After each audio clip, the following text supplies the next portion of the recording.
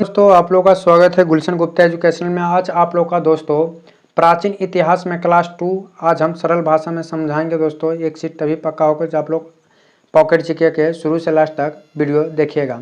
आज क्लास 2 होगा दोस्तों। क्लास 1 में हम 6 मिनट में वीडियो ख़त्म कर दिए थे। क्यों दोस्तों? क्योंकि वीडियो में कुछ काम आ गया था, इसीलिए रुक गया था दोस्तों। साउंड का प्रॉब्लम था, इसीलिए हम छोड़ दिए थे। आज देखिए क्लास 2 में हम कंप्लीट इसको करते हैं दोस्तों। देखिए वीडियो सेकेंड में क्लास 1 में दोस्तों, क्लास 1 में हम आप लोगों को क्लास 1 में दोस्तों आप लोगों को हम यहाँ तक पढ़ा दिए थे प्रयाग स्तंभ अभिलेख जो समुद्रगुप्त के द्वारा है। 5 नंबर अभिलेख में एहोल अभिलेख जो पुलकेशन द्वितीयक द्वारा है दोस्तों। एहोल अभिलेख किससे? पुलकेशन द्वितीयक है। मंदसौर अभिलेख मालवा नरेश यशवर्मन जो रेशम बुनकर की श्रेणियों की जानकारी मिलती है। ग्वालियर अभिलेख गुर्जर प्रतिहार वंश के इतिहास के बारे में जानकारी मिलती है। ग्वालियर अभिलेख गुर्जर प्रतिहार वंश के इतिहास के बारे में जानकारी मिलती है। भीतरी एवं जूनागढ़ अभिलेख स्कंदगुप्त या हुन पर विजय का विवरण मिलता है। भीतरी एवं जूनागढ़ अभिलेख स्कंदगुप्त या हुन पर विजय का विवरण का जानकारी मिलता है दोस्तों। अगला हो जाएगा, अगला पॉइंट है 9वां नंबर अभिलेख हो जाएगा देवपाड़ा अभिलेख बंगाल शासक विजय सेन के बारे में है। और बांसखेड़ा और मधुबाला अभिलेख हर्षवर्धन की उपलब्धियों पर प्रकाश है। हर्षवर्धन की उपलब्धियों पर प्रकाश। बालाघाट एवं कर्ल अभिलेख सतवाहनों की उपलब्धियाँ। अयोध्या अभिलेख शुंगों की उपलब्धियाँ। बरहुत अभिलेख शुंग नरेन शब्द खुदे होने से शुंग द्वारा निर्मित। एर्निया अभिलेख दोस्तों, यह बहुत इंपॉर्टेंट। एर्निया अभिलेख भानुगुप्त जो सती प्रथा का पहला लिखित सच है। एर्निया अभिलेख में भानुगुप्त जो है सती प्रथा का पहला लिखित सच दिया था। अगला दोस्तों हम सिक्के के बारे में अध्ययन करेंगे। किसके बारे में? सिक्के के बारे में अध्ययन करेंगे।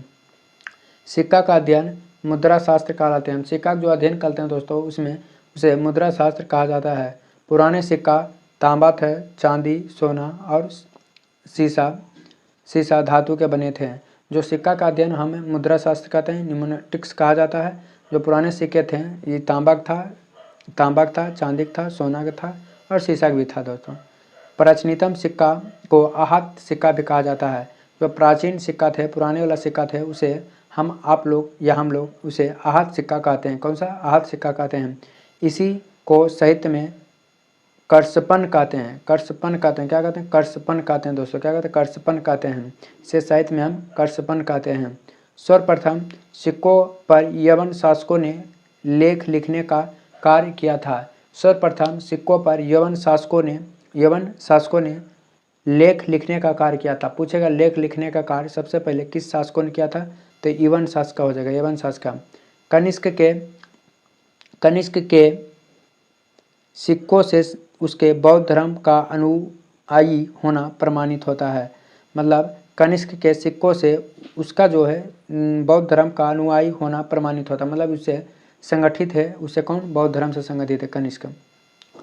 इंडो यूनान तथा इंडो सिथियन शासकों के इतिहास का प्रमुख स्रोत सिक्के थे। आरंभिक सिक्का अधिकतर चांदी के होते थे। जो प्रारंभ में सिक्का होते थे दोस्तों वह चांदी के होते थे। क्या? चांदी के। जबकि तांबे का सिक्का बहुत कम थे। उसी समय तांबे के सिक्का बहुत कम थे। यह सिक्का पंचमार्क सिक्का कहलाते थे। रोमन सिक्के अरिकमेडु या पंडुचेरी के पास से प्राप्त हुए थे। उत्तर भारतीय मंदिरों की कला शैली नागर शैली है। उत्तर जो भारत मंदिरों का कला शैली है वो कैसा है दोस्तों? नागर शैली है। कैसा है? नागर शैली है। दक्षिण भारतीय मंदिरों कला शैली द्रविड़ शैली है। कौन सा शैली है? द्रविड़ शैली। दक्षिण भारतीय मंदिरों कला शैली द्रविड़ शैली है। कौन सा शैली है? द्रविड़ शैली है। जबकि दक्षिणान के मंदिरों जिनमें नागर और द्रविड़ दोनों शैली का प्रयोग हो उसे बेसर शैली कहते हैं। नागर और द्रविड़ दोनों मिला दे उसे बेसर शैली का मंदिर कहते हैं। कुषाण काल या गुप्त काल या गुप्ततर काल से जो मूर्ति निर्मित की गई जो जन साधारण की धार्मिक अवस्थाओं और मूर्तिकाल का ज्ञान मिलता है। भरहुत, बोधगया, सांची और अमरावती मूर्तिकाल में जन सामान्य के जीवन की यथार्थ झांकी मिलती है। अजंता गुफा में उत्कर्णी माता और शिशु तथा मरण स्नान राजकुमारी जैसे चित्रों का सर्वकालिक जैसे गुप्तकालीन, कालात्मक और तत्कालीन जीवन की झलक मिलता है। दोस्तों, हम साहित्यिक स्रोत के बारे में पढ़ रहे हैं। साहित्यिक स्रोत में क्या है? साहित्यिक स्रोत के बारे में अध्ययन करेंगे। इसमें है वैदिक साहित्यिक है, वैदिक साहित्य है दोस्तों। इसके अंतर्गत वेद तथा उससे संबंधित ग्रंथ, पुराण, महाकाव्य, स्मृति आदि के बारे में ज्ञान लेंगे दोस्तों। भारत के सबसे प्राचीनतम ग्रंथ वेद हैं। जो भारत के सबसे प्राचीन ग्रंथ हैं वह वेद हैं दोस्तों। क्या है? वेद हैं। इसका शाब्दिक अर्थ होता है दोस्तों ज्ञान। मतलब इसका अर्थ क्या होता है? पूछेगा वेद का शाब्दिक अर्थ क्या होता है दोस्तों? तो ज्ञान होता है। क्या होता है? ज्ञान।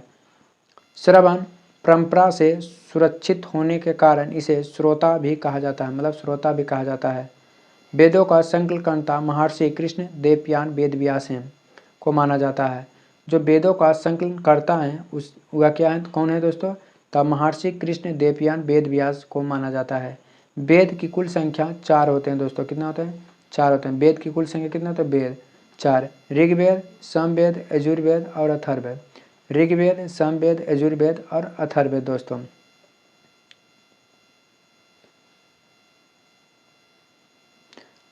पहला हम दोस्तों ऋग्वेद के बारे में अध्ययन करेंगे। किसके बारे में?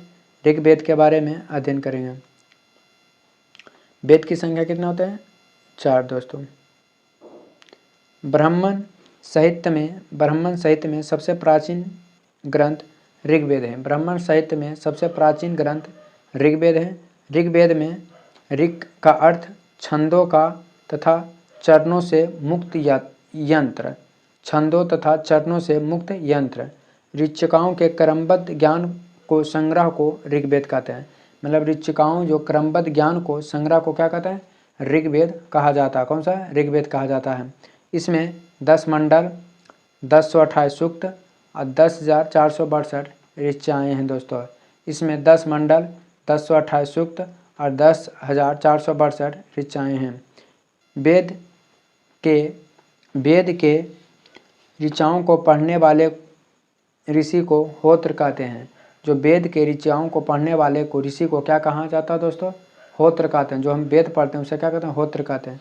विश्वामित्र द्वारा रचित ऋग्वेद के तीसरे मंडल में सूर्य देवता सवित्री को संपरमित गायत्री मंत्र द्वारा किया गया है। जो गायत्री मंत्र है दोस्तों, ओम भूर्भुवस्वः तत्सवितुर्वरेण्यं भर्गो देवस्य धीमहि धियो न प्रचोदयात्। ये सूर्य भगवान को संपरमित है दोस्तों यह मंत्र।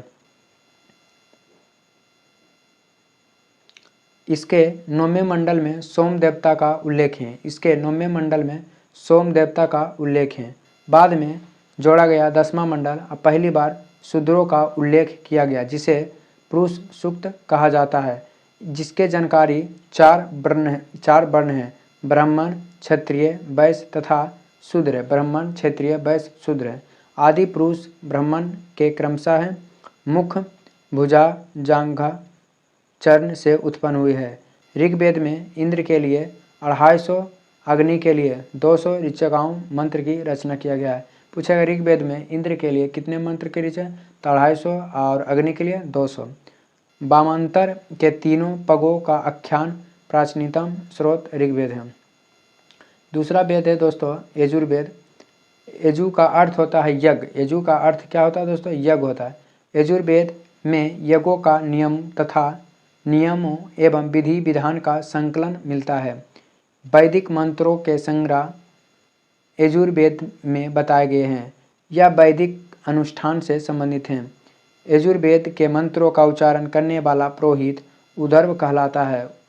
क्या? अध्वर्य कहलाता है। यह ऐसा वेद है जो गद्य और पद दोनों शैली में है। वह कौन सा वेद है जो गद्य और पद दोनों में है? तो यजुर्वेद है। यजुर्वेद क्रम कांठ प्रधान है। यजुर्वेद क्रम कांठ प्रधान है। इसके 2 भाग होते हैं, एगो कृष्ण यजुर्वेद, एगो शुक्ल यजुर्वेद दोस्तों। कृष्ण यजुर्वेद, एगो शुक्ल यजुर्वेद।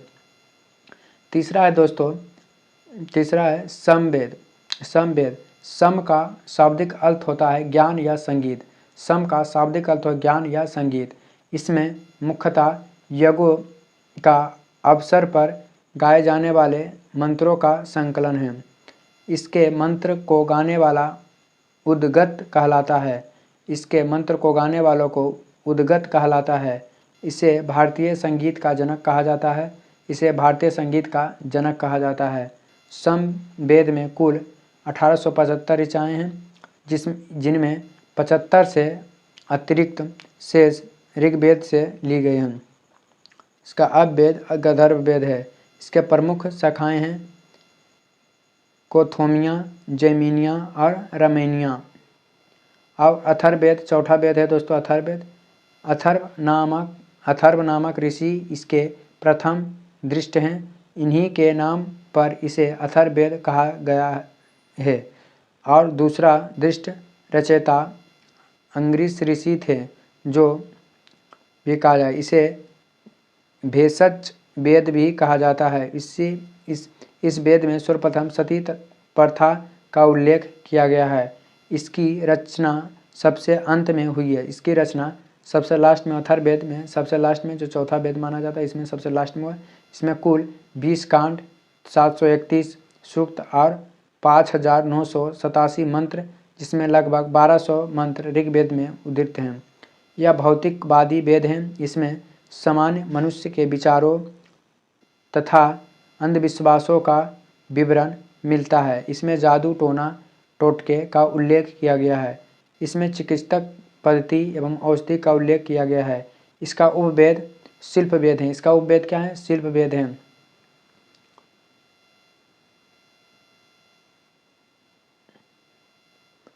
इस वेद में आर्य और एवं अनार्य सभ्यता एवं संस्कृति का प्रभाव दिखाई देते हैं। अथर्ववेद में परीक्षित को कुरुओं का राजा कहा जाता है। इसमें सभा एवं समिति के प्रजापति के 2 पुत्री कहा जाता है। पुरुष सूक्त अथर्ववेद का प्रतिनिधि सूक्त माना जाता है। अगला है पॉइंट दोस्तों, ब्राह्मण साहित्य। ब्राह्मण साहित्य के बारे में अध्ययन करते हैं। इसकी रचना वैदिक साहित्यों को व्याख्यान करने हेतु सरल गद्य में की गई है। ब्राह्मण का अर्थ होता है यज्ञ। ब्रह्म का अर्थ क्या होता है? यज्ञ। तथा यज्ञ विषयों का प्रतिपादन करने वाला ब्राह्मण कहलाते हैं। ऐत्रेय में राज्याभिषेक के नियमों एवं प्राचीन राजाओं के नाम दिए गए हैं। शतपथ ब्राह्मण में गंधार, सल, कैकेयी, कुरु, पंचाल, कौशल, विदेही आदि राजाओं का नाम का उल्लेख है। दोस्तों,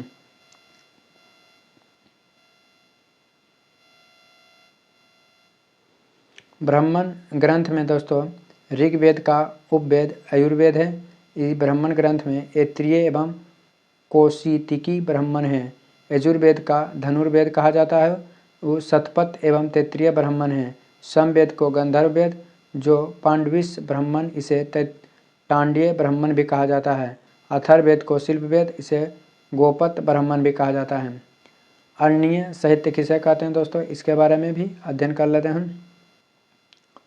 अरण्य साहित्य, इसकी रचना जंगलों या अरण्य में पढ़ाए जाने के कारण इन्हें अरण्य कहा जाता है। जो जंगल में हम लोग पढ़ते हैं दोस्तों या पढ़ाई जाती है, पहले गुरुकुल जंगलों में चलाया जाता है, उसे अरण्य कहते हैं। जो जंगलों में पढ़ाए जाने के कारण इसे अरण्य कहा जाता है। यह ब्राह्मण ग्रंथ का अंतिम भाग है, जिसमें दार्शनिक एवं रहस्यात्मक ज्ञान विषयों का विवरण किया गया है। अरण्य का कुल 7 भाग होते हैं: ऐत्रेय, संख्यान, तैत्तिरीय, मैत्रेयन और मध्यना, तत्वकार और छंदोग्य। अब उपनिषद के बारे में पढ़ लेते हैं दोस्तों। उपनिषद का शाब्दिक अर्थ होता है उप, समीप, मतलब निष्ठापूर्वक सदा बैठना, मतलब गुरु के समीप निष्ठापूर्वक बैठना, उसे क्या कहते हैं? उपनिषद के। उपनिषद की संख्या 108 होते हैं। इसे वेदांत भी कहा जाता है, क्योंकि वेदों का अंतिम भाग है। इनकी संबंध दर्शन शास्त्र है। इसका संबंध किससे? दर्शन शास्त्र से। उपनिषद मुख्यतः ज्ञान मार्ग रचनाएं हैं। उपनिषद की कुल संख्या 108 मानी जाती है, किंतु प्रामाणिक उपनिषद 12 हैं। कितना है? 12 हैं। कौन कौन है? ईसा है, केन है, कंठ हैं, प्रश्न हैं, मुंडक हैं, मुंडक्यों हैं, तैत्तिरीय हैं, ऐत्तिरीय हैं, छंदोग हैं, श्वेतांबर हैं, कौशिकताकी हैं, अब्रह्मण, बृहन्नारायण हैं। शंकराचार्य ने आरंभिक दास उपनिषद का भाष्य लिखा है। शंकराचार्य ने आरंभिक दास उपनिषद का भाष्य लिखा है। कोट उपनिषद में यव एवं नचिकेता का संवाद है। छंदोग उपनिषद में बौद्ध धर्म का पंचशीला सिद्धांत एवं श्री कृष्ण का प्राचीनतम उल्लेख मिलता है। भारत का राष्ट्रीय आदर्श बाग सत्यमेव जयते मुंडकोपनिषद से लिया गया है। जाबलो उपनिषद में 4 आश्रमों का व्यवस्था का उल्लेख मिलता है। जाबलो उपनिषद में 4 आश्रमों का व्यवस्था का उल्लेख मिलता है। ऐत्तिरीय उपनिषद में बौद्ध धर्म का अष्टमार्ग का उल्लेख मिलता है। ऐत्तिरीय उपनिषद में बौद्ध धर्म का अष्टमार्ग का उल्लेख मिलता है। बृहन्नारायण उपनिषद में अहम ब्रह्मण्स पुनर्जन्म के सिद्धांत एवं याज्ञवल्क्य गार्गी संवाद का वर्णन मिलता है। अगला दोस्तों वेदांग के बारे में पढ़ते हैं। वेदांग साहित्यों को समझने हेतु इसकी रचना की गई। वेदों को समझने के लिए वेदांग की रचना की, उसकी संख्या 6 होती हैं। शिक्षा, कल्प, व्याकरण, निरुक्तम, छंद, ज्योतिष। शिक्षा, कल्प, व्याकरण, निरुक्तम, छंद, ज्योतिष। अब शिक्षा के बारे में, वैदिक स्वर्ग के शुद्ध उच्चारण हेतु शिक्षा का निर्माण होता है। मतलब शुद्ध उच्चारण करना ही शिक्षा कहलाता है दोस्तों। लेकिन मेरा हिंदी टूटल फूटल है, इसका शुद्ध उच्चारण होबे करना, प्रोनाउंसिएशन जो है गड़बड़ी है मेरा। कल्प दोस्तों, या ऐसा कल्प सूत्र होते हैं जिनमें विधि एवं नियमों का उल्लेख है। व्याकरण दोस्तों, इसमें नामों एवं धातुओं का रचना, उपसर्ग एवं प्रत्यय का प्रयोग, समासों एवं संधि आदि के नाम बताए गए हैं। निरुक्त दोस्तों, शब्दों की उत्पत्ति का शास्त्र है या एक प्रकार का भाषा विज्ञान है। छंद दोस्तों, वैदिक मंत्र प्रिय छंद हैं। छंद शब्द। ज्योतिष, इसमें ज्योतिष शास्त्र का विकास दिखाया गया है। ज्योतिष में कुल 44 श्लोक हैं। सबसे प्राचीनतम आचार्य मगध मुनि हैं। मगध मुनि हैं दोस्तों। कौन है? मगध मुनि हैं।